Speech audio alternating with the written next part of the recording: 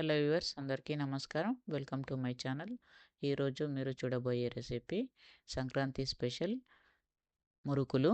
తెలంగాణ స్టైల్లో మురుకులు ఏ విధంగా చేయాలో చూపిస్తాను. సంక్రాంతి స్పెషల్ పిండి వంటల్లో ఇదొక రకమైన పిండి వంట.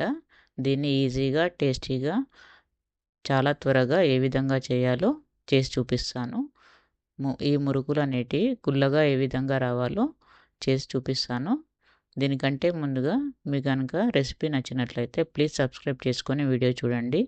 అలాగే లైక్ చేయండి, షేర్ చేయండి, కామెంట్స్ ద్వారా మీ అభిప్రాయాన్ని తెలియచేయండి.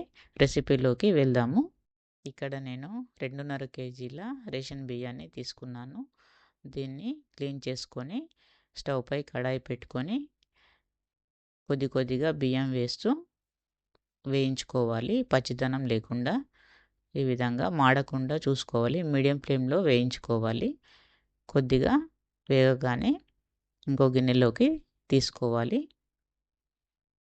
వీడియోలో చూపిస్తున్నట్లుగా మిగతా బియ్యాన్ని కూడా ఇదే విధంగా చేసుకొని పక్కన పెట్టుకోవాలి. ఇప్పుడు 100 గ్రామ్స్ శనగపప్పు తీసుకుంటున్నాను. దీన్ని కూడా మాడకుండా దోరగా వేయించుకొని మంచి ఫ్లేవర్ వచ్చే వరకు వేయించుకొని బియ్యంలో వేసేసేయాలి. ఇప్పుడు 150 గ్రామ్స్ మినపప్పు వేస్తున్నాను. దీన్ని కూడా దోరగా వేయించుకొని బియ్యంలో వేసేసుకోవాలి.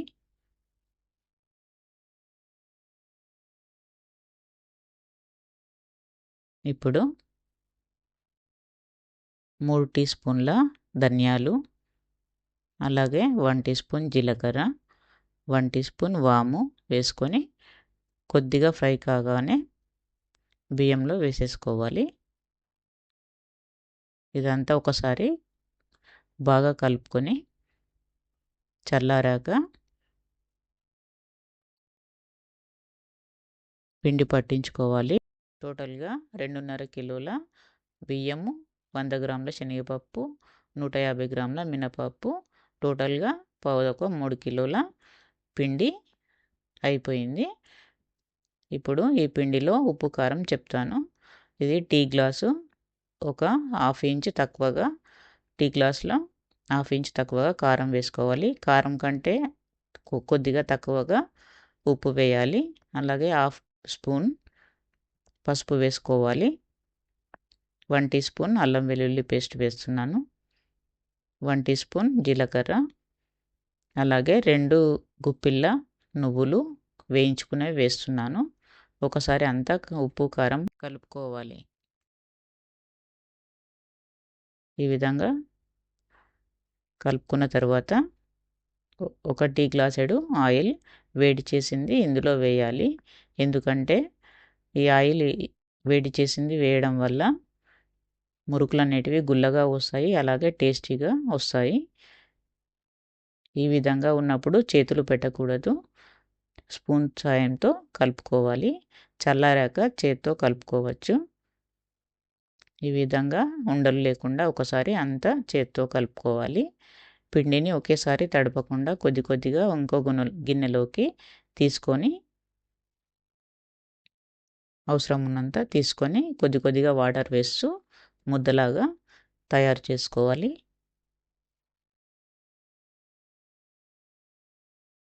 ఈ విధంగా తయారు చేసుకొని జంతికల గొట్టంలోకి ఇట్లాంటి హోల్స్ ఉన్న బిళ్ళను వేసుకొని కొద్దిగా తడి చేసుకొని పిండిని ఈ విధంగా పెట్టుకోవాలి. ఈ విధంగా ఫిల్ చేసిన తర్వాత మూత పెట్టుకొని వేడి ఆయిల్లోకి ఒకేసారి పెద్దగా వచ్చేట్టు ఈ విధంగా పిండేసుకోవాలి. ఒకసారి ఫిల్ చేసింది మొత్తం ఒకేసారి ఒత్తేసుకోవాలి. పెద్ద సైజులో వస్తుంది మురుకులు అనేటివి. ఈ విధంగా బుడగలు చల్లారాక ఒక సైడు వేగిందని అర్థం.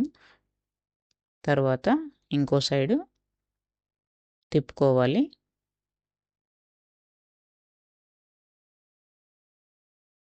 ఇది కాలింది అని తెలవడానికి ఈ బుడగలు తగ్గిపోతే వేగాయని అర్థము.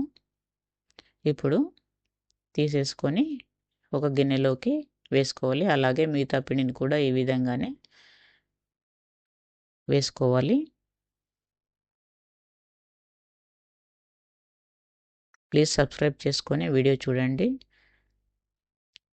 అలాగే మీ ఫ్రెండ్స్కి, రిలేటివ్స్కి షేర్ చేయండి. వేడి వేడి సంక్రాంతి స్పెషల్ మురుకులు రెడీ అయిపోయాయి.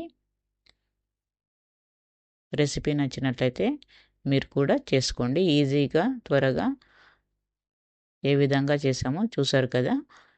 నచ్చినట్లయితే కామెంట్స్ ద్వారా మీ విలువైన అభిప్రాయాన్ని తెలియచేయండి. చూడండి మీరే ఏ విధంగా వచ్చాయో. ఉప్పు, కారం మెజర్మెంట్లు నేను తీసుకున్న పిండికి కరెక్ట్గా సరిపోయాయి. మీరు ఏమైనా స్పైసీగా తింటే కొంచెం పెంచుకోవచ్చు ఉప్పు, కారం అనేటివి. Thank you for watching. Please do subscribe.